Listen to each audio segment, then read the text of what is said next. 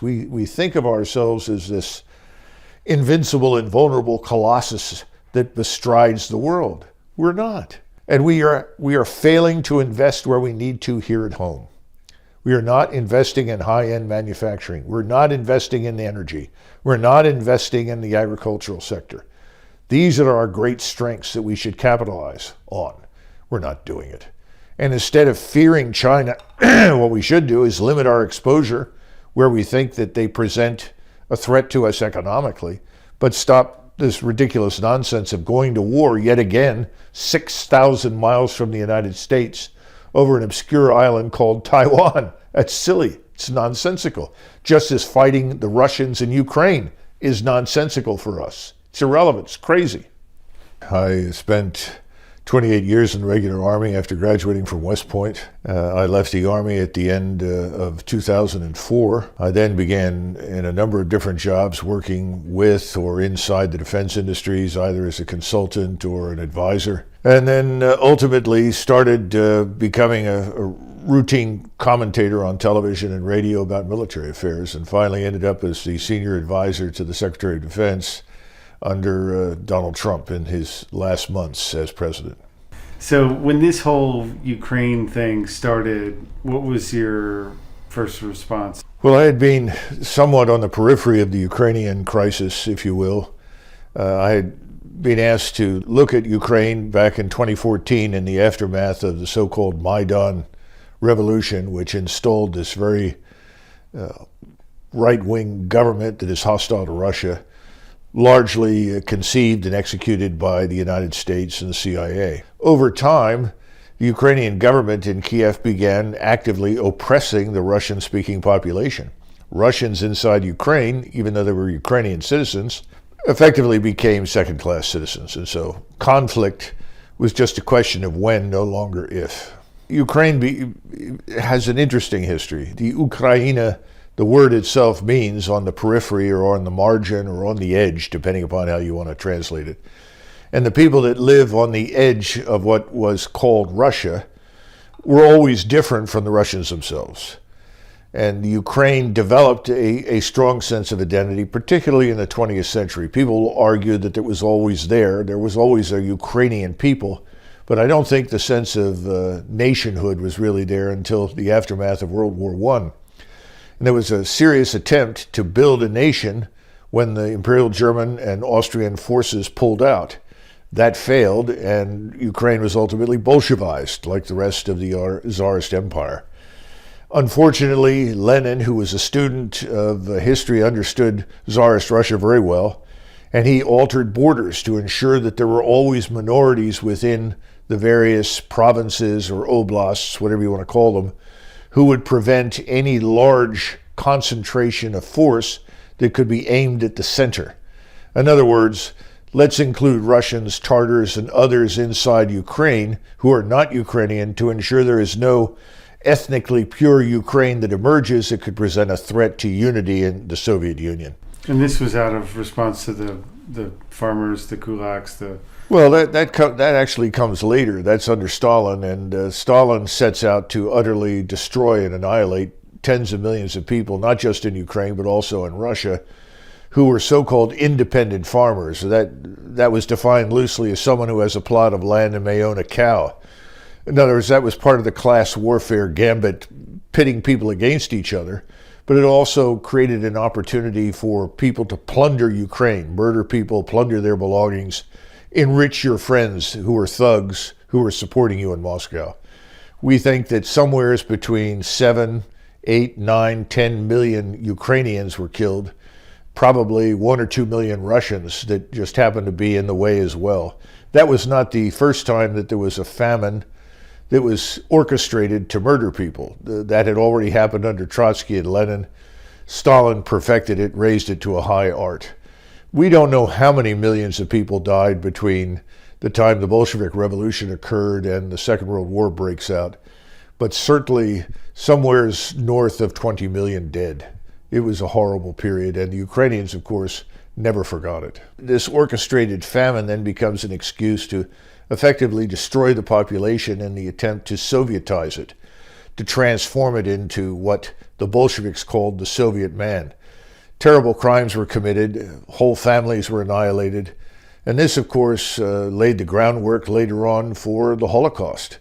The NKVD that was responsible for this murdered large numbers of Ukrainians, and ultimately the Ukrainians then respond with the arrival of the Germans in World War II to a liberation and take out their hatred and anger and antagonism on everyone in sight. I mean, this is hard to characterize today because we don't understand what it's like if you are the only surviving member of a family of, say, 11 or 12 that included grandparents, and that your land that you'd lived on for hundreds of years was taken from you along with all of your belongings so that you literally have nothing left. You ultimately learn to hate Moscow, hate the center, and you're willing to do anything to destroy them. And anyone who comes along who promises to destroy them is your friend. That's effectively what happened in Ukraine. People in the West know almost nothing about Eastern Europe. If you go to the Versailles Treaty discussions, the level of ignorance about Eastern Europe, about Ukraine, Lithuania, Latvia, Estonia, Belarusia, just astounding. Or a place like Moldova, which used to be called Bessarabia, no understanding at all of what existed there, no understanding of the people, the complexity of the history. And that resulted in numbers of bad decisions that produced the Versailles Treaty Organization.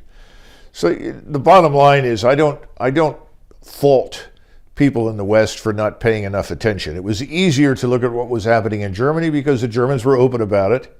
You could walk the streets and see what was happening, and there were still plenty of Germans willing to talk to you.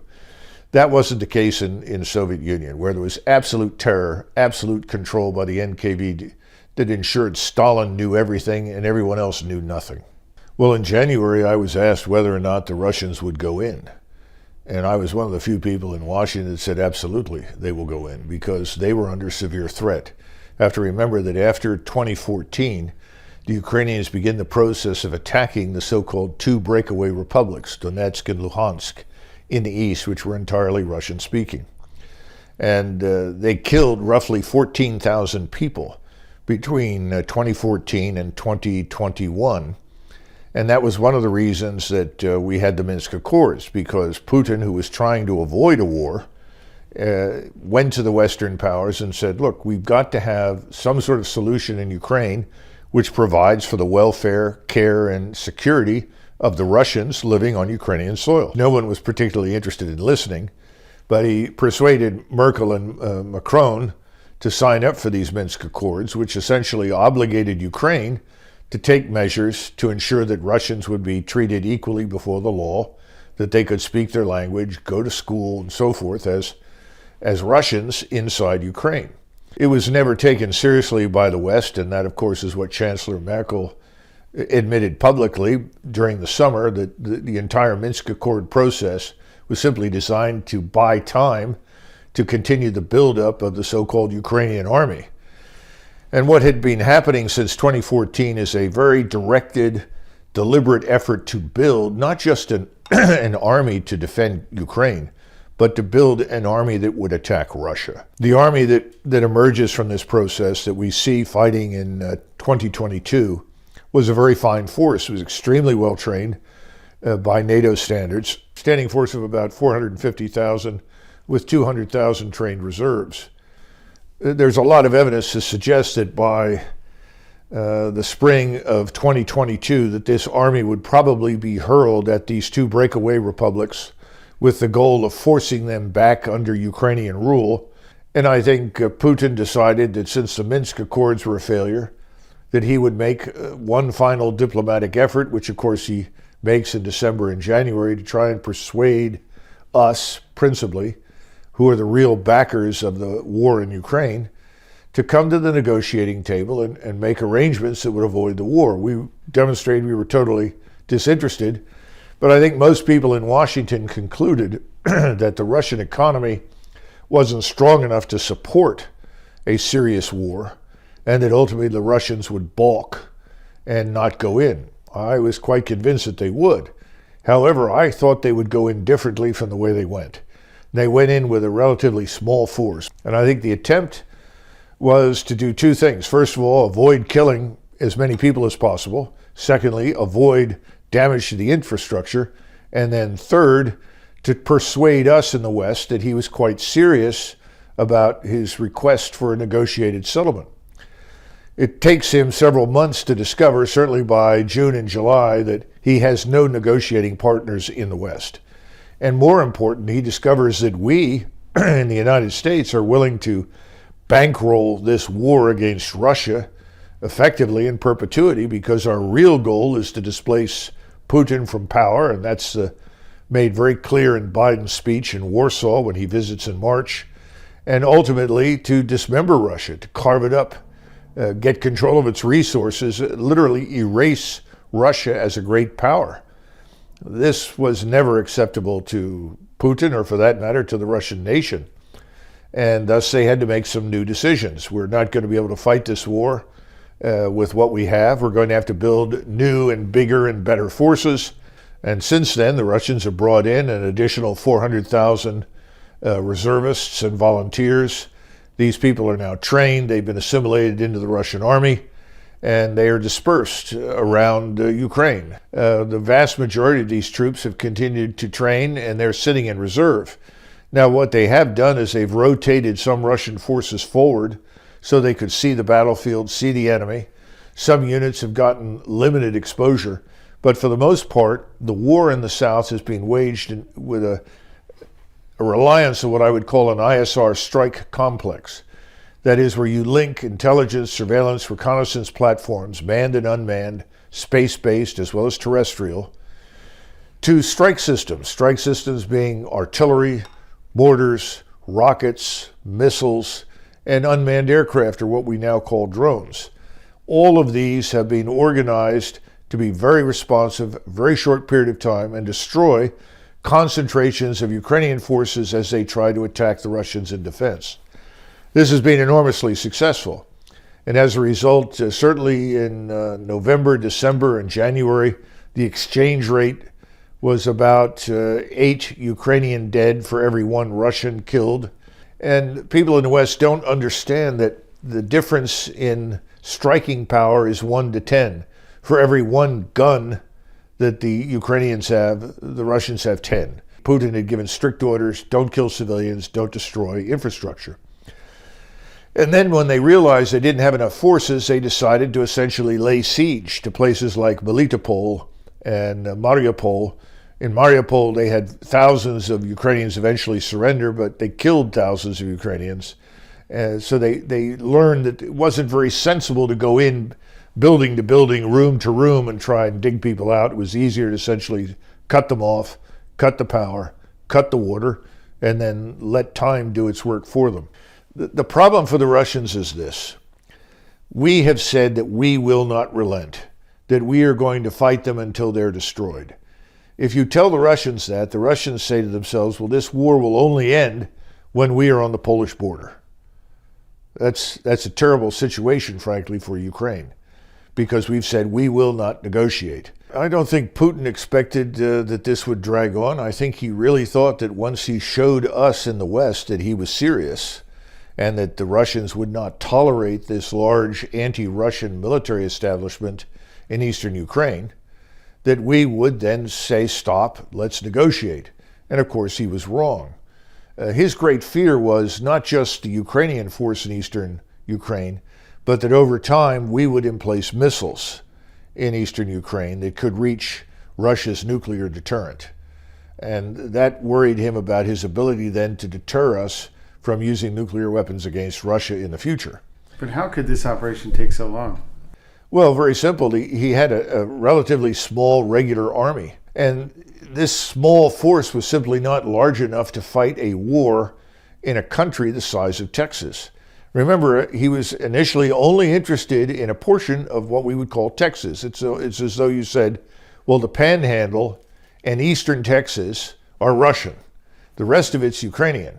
I want to ensure the Russian citizens in the Panhandle and in eastern Texas have equal rights before the law. They're not oppressed. They're not being brutalized. They're not being punished for being Russians. That was his goal. And then to find some sort of solution for the 2 republics, Luhansk and Donetsk, and to extract from the Ukrainians the understanding that Crimea was not up for discussion. It was legitimately Russian and had been for hundreds of years. And he hoped then that he could make Ukraine neutral as a multinational, multicultural state, which is rather interesting because we have all of these people currently waging war against him who ostensibly here are insisting on multinationalism and multiculturalism, but they want to destroy Russia when Russia was only interested in ensuring equal rights for their own citizens and neutrality for Ukraine. We insisted, no, Ukraine has to be a member of NATO, and the Russian position had been for decades, no, that touches our borders, it sits on our border. We will accept neutrality. No one's forces there, not yours, not ours, no one's except Ukrainians. And they held up the Austrian State Treaty as a good model for Ukraine. And if you haven't looked at the Austrian State Treaty, you should, because it has worked very effectively. And he was convinced that this could work in Ukraine. Obviously, he was wrong, and that left him no choice but to do what he's done. There are estimates that the Ukrainians have now fielded 3 armies in a row. The first army was largely destroyed in the spring. Contrary to popular belief, the Ukrainians were not winning relentlessly, which was reported in the news media. The exchange rate with the Russians was never good. Then they built a second army in the summertime that was designed to take the offensive against the Russians. That army was largely destroyed by the fall. And then they built a third army, which is now dying. And much of it has died in Bakhmut, along this 160-mile front in the north of the Donbass, the Donetsk Basin. Bakhmut has become probably one of the largest bloodbaths we've seen, certainly since the Battle of Shanghai in 1937. Now there are estimates of 250,000 dead Ukrainians. That's beyond what I had anticipated. I thought perhaps 200,000. I'm being told no, it's much higher. And it's again because of this overwhelming strike presence on the Russian side. The Russians have the advantage in the air, they have the advantage on the ground. And the Ukrainians can't compensate for that because they simply don't have the wherewithal. Whatever we send to them is being destroyed almost as soon as it shows up at the front. I mean, they've been sending these HIMARS systems, rocket artillery systems over there. The drones that fly over identify them, the artillery strikes them, and they're dead.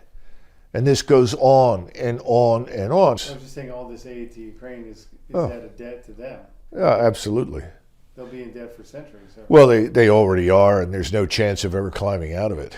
I mean, this is the great tragedy. Ukraine as a nation has been destroyed. They started out, we think, with maybe 37 million, 37.5. Remember, if you go back into the early 90s, they had almost 90 million people living in Ukraine. When this war started, there were about 37.5 million. There were already 2 million Ukrainians working and living in the West. In other words, everywhere from London to Rome. Now add to that 10 plus million refugees. At least 2 million Ukrainians that were Russians have gone into Russia. Another 9 million Ukrainians plus have gone into Western Europe. And each day more go there. There are almost no women and children left. You do have some men, but we're looking at somewhere between 18 and 22 million people left in Ukraine. And how many of those men are physically fit and capable of fighting? I don't know what that potential is, but it's way below what people estimated initially. And they're now bringing in women and young boys and men over 40, 50, 60 to come in and join units that have been reduced from, say, 500 men down to 100 men. I mean, this is a tragedy unlike anything we've seen since World War II unfolding in front of us. Well, if you look at the people that are running the show in Ukraine right now, they don't seem to be terribly concerned about the destruction of the Ukrainian nation and its state. That's the best that I can say. They're behaving very much like Stalin.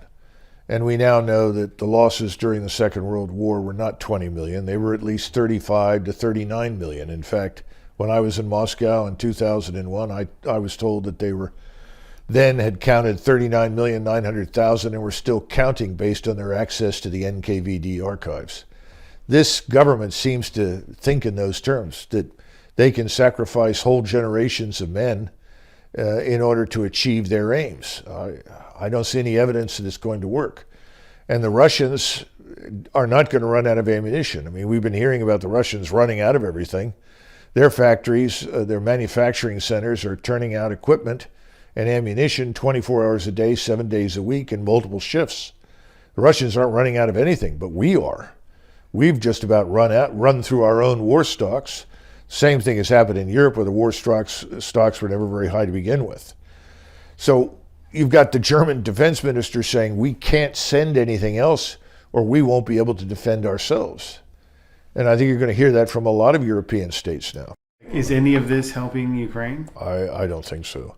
I think the only thing that we've done is played a key role in the destruction of Ukraine.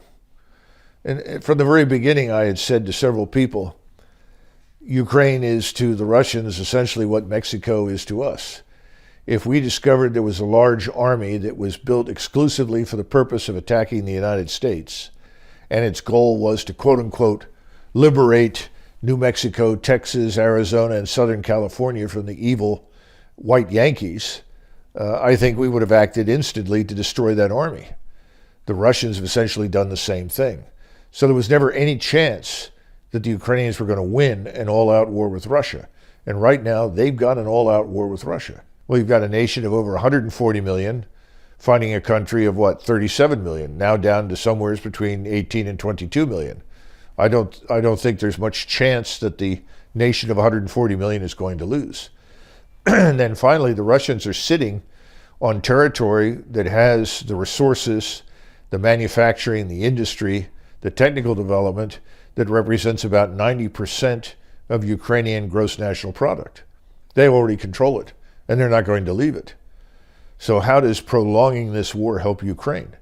I don't think it does. I don't see any evidence for it. When you deal with the military and the political leadership in Washington, the key questions that are never asked is, first of all, what is the purpose of this operation? And then someone says, well, the purpose is to remove Putin from power. Well, that's a dumb idea because it's not going to happen. If that's your goal, that objective makes no sense. So give me another objective. Well, we want to hurt the Russians. Well, in what regard? Well, we're going to sanction them. Well, we already know that the sanctions have failed. There's no chance of destroying the Russian economy through sanctions. On the contrary, the ruble is now one of the strongest currencies in the world. And the Russian economy has actually thrived because there are plenty of people in the world that want to do business with the Russians because the Russians have an abundance of food and abundance of resources, mineral resources, oil, natural gas. So if that's the case, that's not a reasonable objective. So give us another objective. We never go through that. Well, if you don't ask the first question, what's the purpose, and come up with something reasonable, the second question is, how do you plan to do this?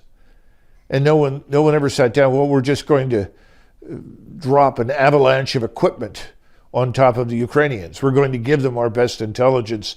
That should be enough. Finally, what do you want it to look like when it's over? Well, we want Russia to be destroyed and Putin to be gone. Well, again, this is absurd. This is nonsensical. What are you talking about? It is crazyville. So you don't have responsible, mature, balanced diplomats and military commanders talking to you. You're talking to people who are worse than amateurs. They're ideologically blinded to reality. Their hatred has unbalanced them. You know, the first question I ask people when they start, Russia, once Russia's destroyed, then it's just China. Where are these Russian and Chinese armies mobilizing to invade us? Where are these vast air forces ready to attack us and bomb us? Where are these vast fleets assembling off our shore to invade us and destroy us? This is just nonsensical. It's crazy. We are still fortunate in that we do live between two major oceans. We have an enormous strategic advantage over everyone. We've squandered it by making enemies where really, frankly, there were none. And that's very true for Russia. Russia had actually cooperated with us very closely, especially after 2001. And their help in Afghanistan to us in the beginning was absolutely essential. If we hadn't had their intelligence and their support with the Northern Alliance, we could not have gone into that country and stayed for any length of time. The notion that Russia was this unconditionally hostile enemy was never true. I think it is now, and I think it will be decades before the Russians really recover from their experience with us. So, at this stage, it's hard to see anything good happening for us. I don't think NATO is going to survive this experience. I think the Europeans are going to come out of this with new governments. I don't know if they'll happen next week or in 6 months, but I think governments are going to change in Europe.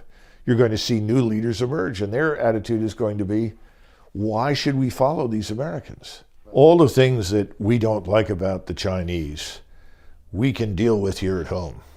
If you don't want the Chinese to steal your intellectual property, then don't allow them into your laboratories, your corporate labs, your university labs, your research and development. Why let them in? Why let them study in our universities if you're that concerned about the Chinese? Why not defend your border? You're letting thousands of Chinese walk into our country illegally right now. We don't even know where they went. We don't know where they're going. We don't know what they're here to do. That doesn't seem to bother anybody. But those things should be addressed here at home first. And then you need a trade policy. And the trade policy is very simple. We'll do business with China if it's in our interest to do so. If it's not in our interest to do so, we shouldn't do business with them. It's a very simple prospect. And we got to get control of this very corrupt elite in this country. The people that shipped our manufacturing base to China are the wealthy ruling classes of this country. They began that process while Reagan was in office. And it simply snowballed in the 90s under Clinton. Lots of people got rich from shipping out those factories, those manufacturing centers.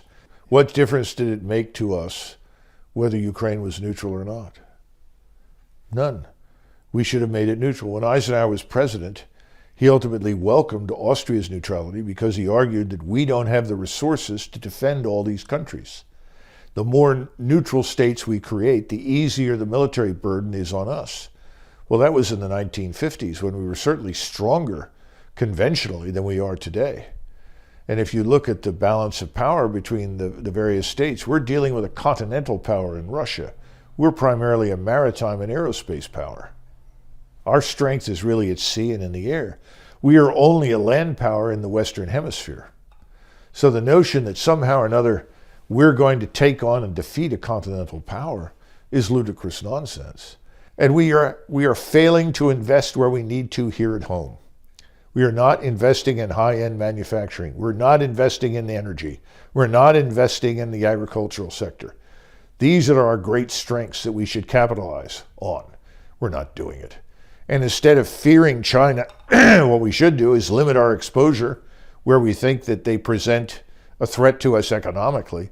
Remember, China abandoned communism in the early 1990s. That's what people don't seem to understand. We keep saying the Chinese Communist Party, the Chinese Communist Party. I challenge anybody to find a communist in China. These people are capitalists. They understand how to make money. And what China wants to do is wants to transform itself into some facsimile of Singapore.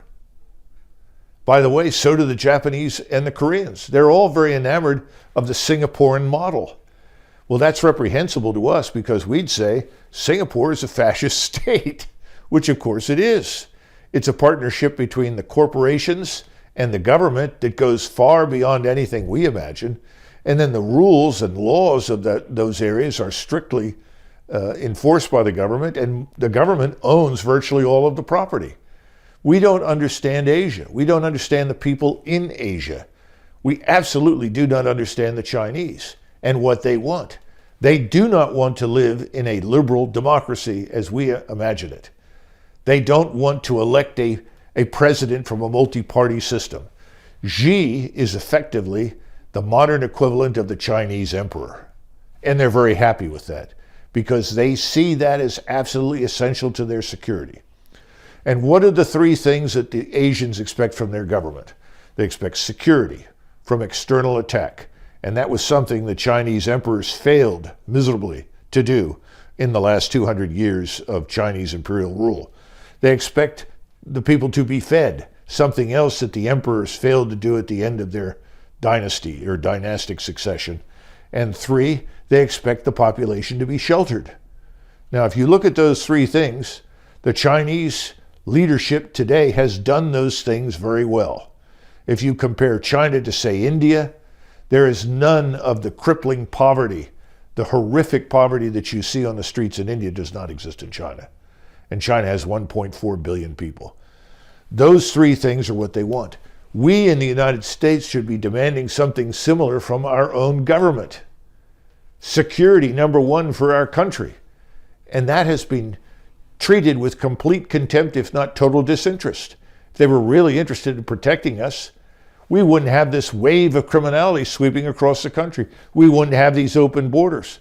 How many repeat criminals do we routinely apprehend that have been released for all sorts of terrible crimes, who've been deported and keep coming back? What sort of nonsense is this? Why do we tolerate these things?